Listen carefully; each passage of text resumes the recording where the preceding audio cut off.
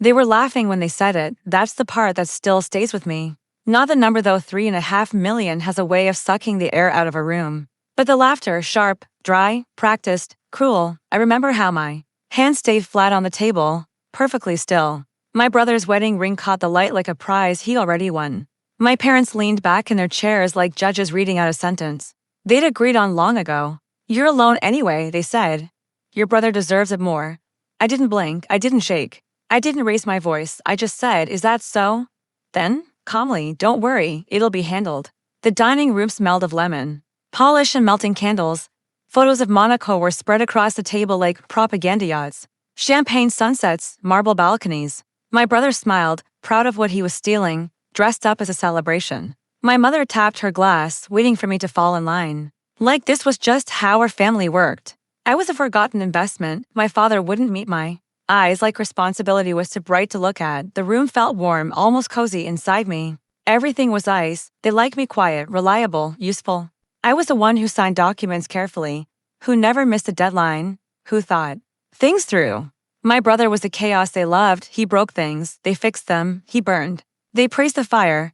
He chose to get married and they chose to turn my future into the budget. Their logic was always simple. I never complained, so I didn't count.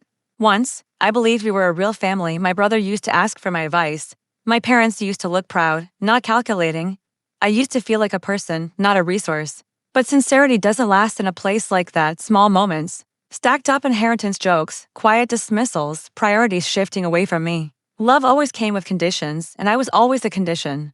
The truth didn't hit all at once, it crept in slowly. A comment here, a delayed call there. Trust papers quietly changed while I was too busy to look. A financial advisor my father trusted without question. Statements that didn't add up, numbers that vanished. Their confidence grew every time I didn't push back. They mistook my patience for approval.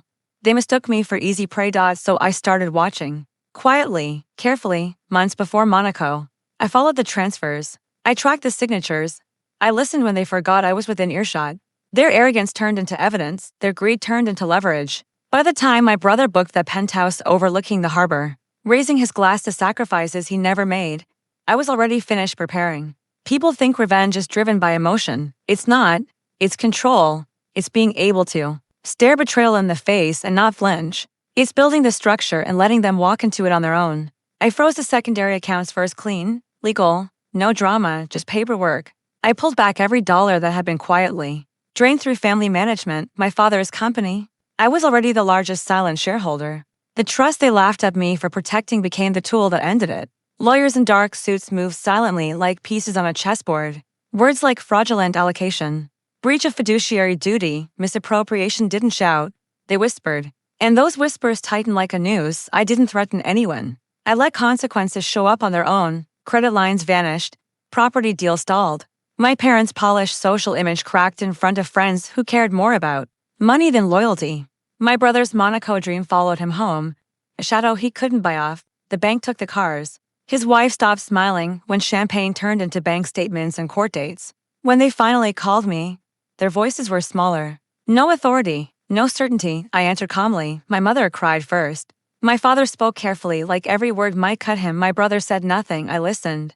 I let their apologies hang in the silence, heavy and useless. I told you, I said quietly. It would be handled. There was no shouting, no thrill in watching them fall, just clarity. The calm that comes when you realize something no longer has the power to crush you. Justice isn't loud, it's precise. It's knowing I didn't have to become them to stop what they did to me.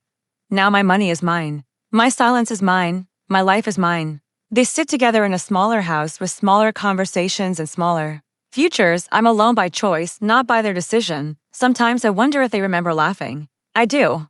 It's the sound of the old world ending.